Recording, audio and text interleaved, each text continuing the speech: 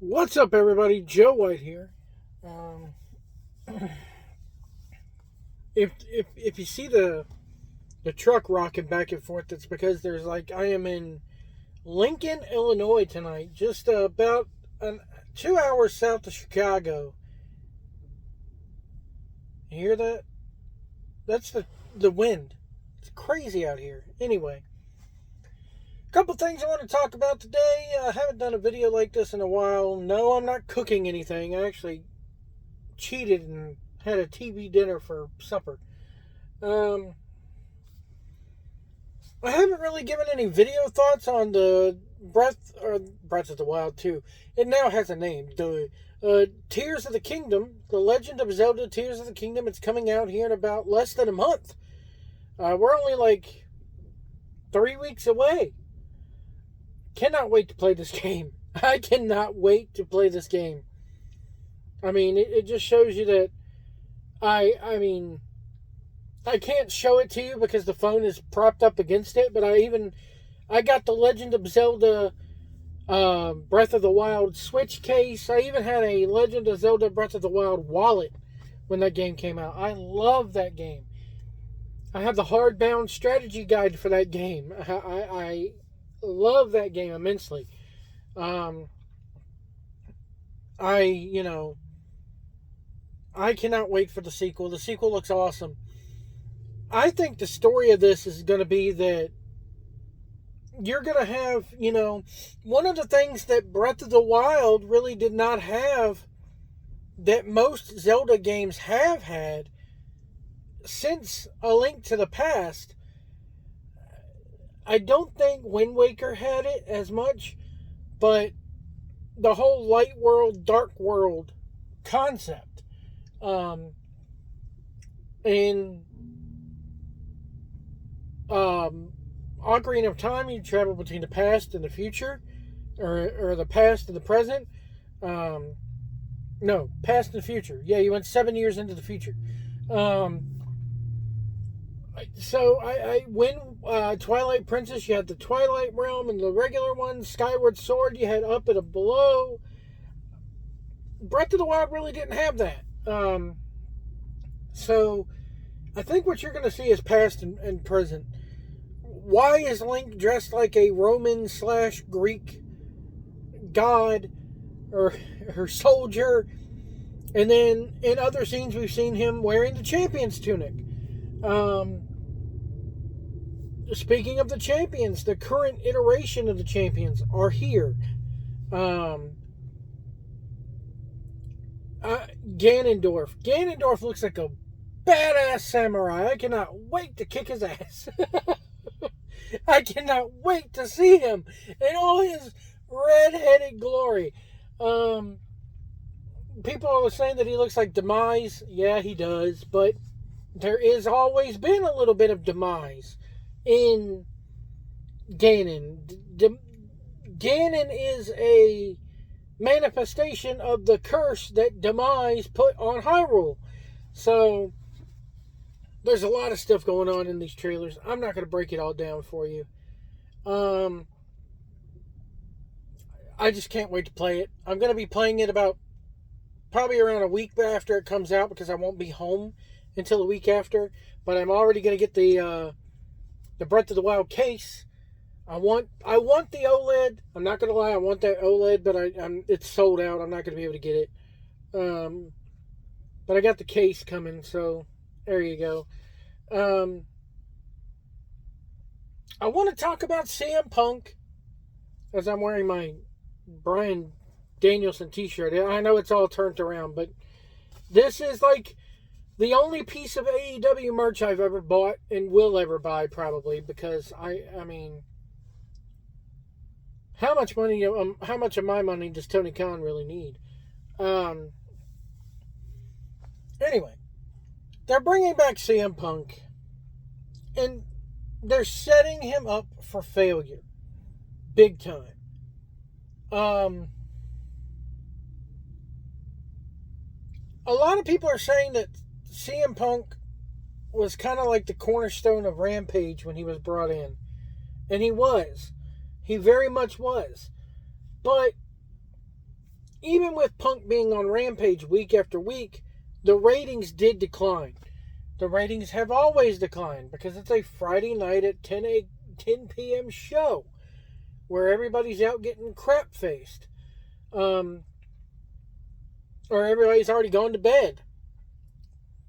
Now they're talking about doing a Saturday show at 8 o'clock, and oh my God, that they're going to split the rosters to where the Young Cucks and the Lollipop Guild are over on Wednesdays getting the prime position, and then Punk and the real wrestlers like FTR and everybody else are going to be on Saturdays in the absolute crap position. Khan is setting Punk up for failure.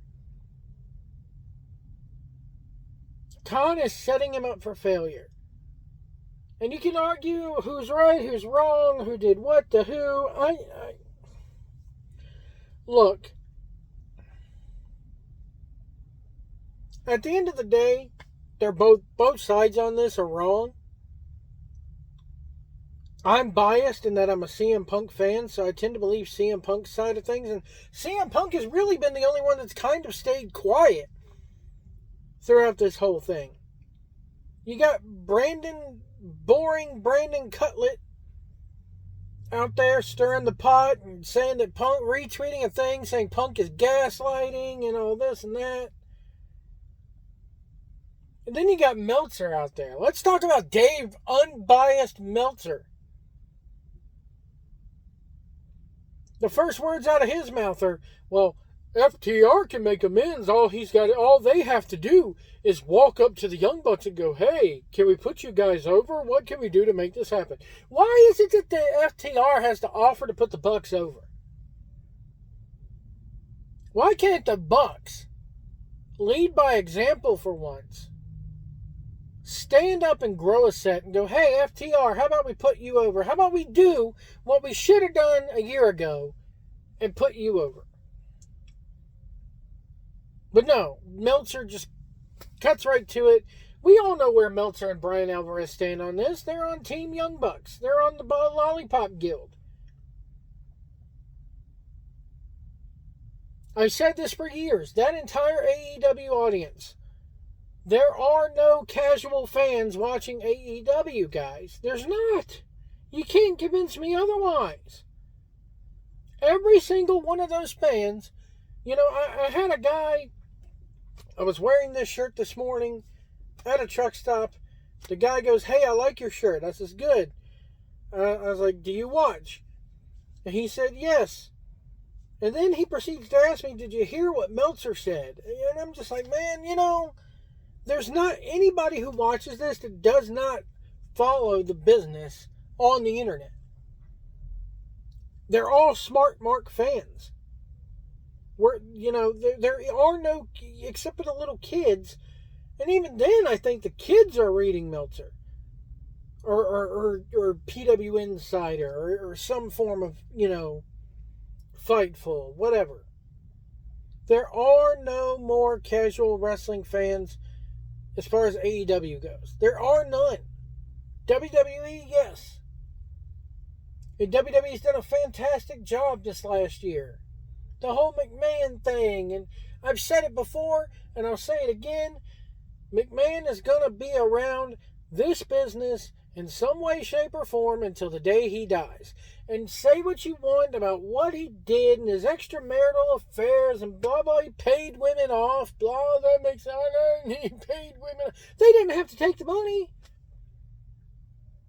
This is happening right during the whole Me Too thing, apparently. They didn't have to take the money.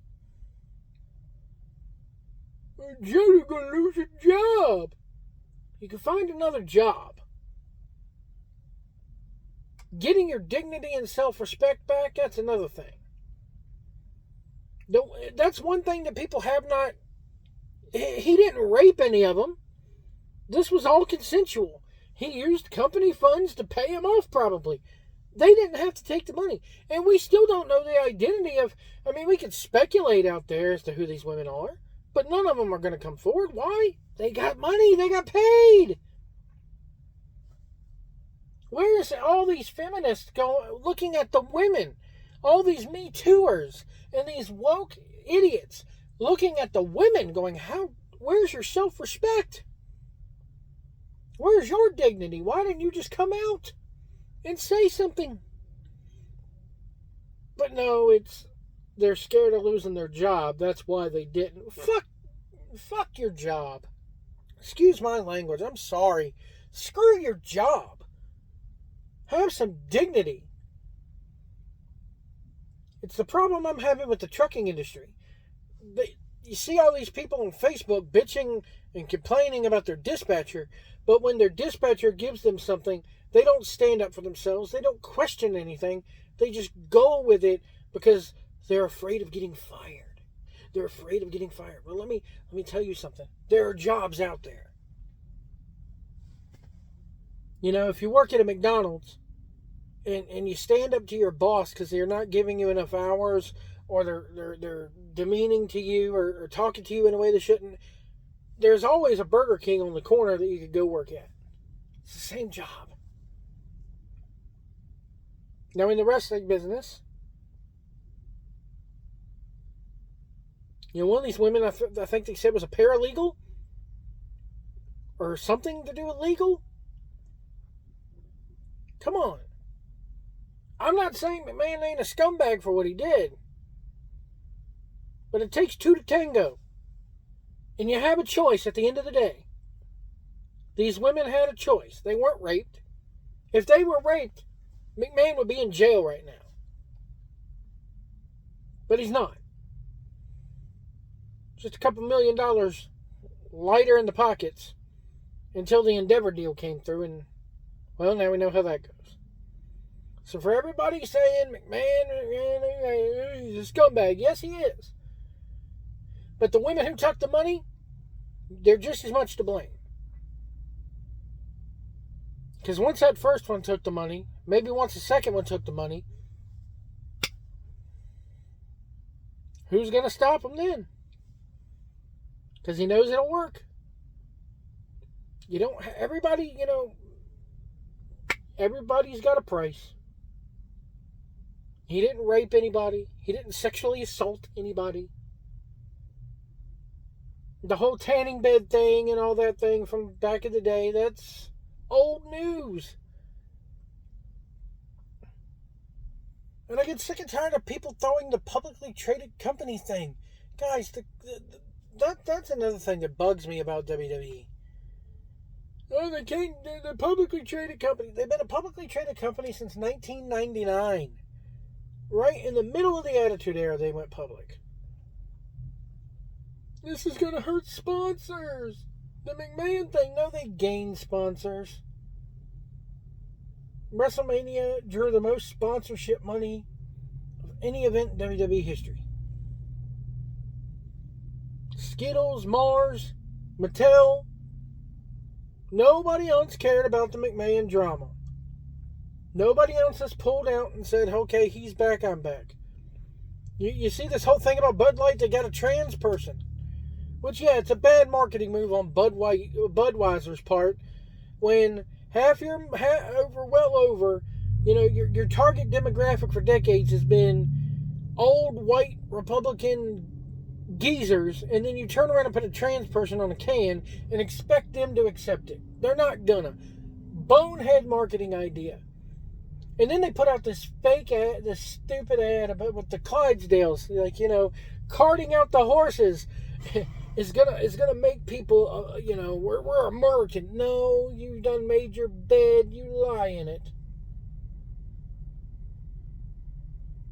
Now, if they would have put her on a Zima bottle, that's marketing. Because we all know who drinks the Zima. Anyway. I'm rambling now. I've had a long day, guys. But yeah, the CM Punk thing, am I glad to see CM Punk back? Yes, I'm always glad to see CM Punk wrestle. I am a huge fan of his. I love me some CM Punk. But I don't think this whole deal...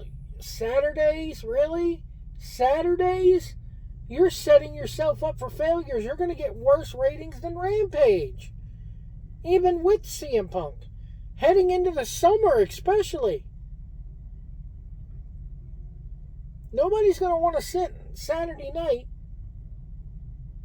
and watch a live wrestling show in the middle of the summer. No, they're out in the bars and at concerts and on vacations and stuff like that. It's going to be the most DVR'd wrestling show in history, probably, if they even bother to set their DVRs.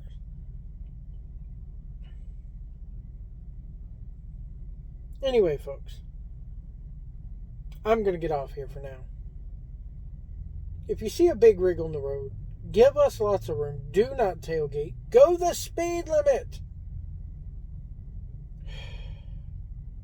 It's been my biggest problem is these 80-year-old farts in their damn cars not going the speed limit. If the speed limit sign says 70 and you don't feel comfortable going 70, stay off the interstates or stay off the road altogether. Because you probably shouldn't be driving that at that point if you're too scared. Let us over if we need to get over. If we need to get over in that left-hand lane because we're about to pass somebody, yes, you're going to get stuck behind a slower vehicle for a couple of miles, but it ain't going to kill you. Let us over if we need to get over. Because if we got to get out of that, if I have to get out of that right-hand lane in this rig, there's a good reason for it. Don't tailgate us. Let us over if we need to get over. If you can't see our mirrors, we can't see you, and we will see you down the road.